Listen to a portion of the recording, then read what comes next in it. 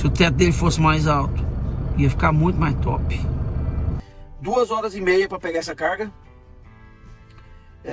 Eu vou pegar a carga, mais 5 horas de viagem e faço a entrega da carga. E por que eu parei nesse Walmart? Porque a Huawei tá bem aqui perto, ó. A Huawei que eu tô vindo aqui, ela tá passando bem aqui. Ali, sabe o que é aquela caixa ali? Micro-ondas. Provavelmente o caminhoneiro foi lá comprar um micro-ondas para instalar no caminhão, largou a caixa ali, ó. Esse robozinho aqui, você liga ele na casa, 375 dólares. Shorts aqui, ó. Parece uma saia, né? Isso aqui é um short.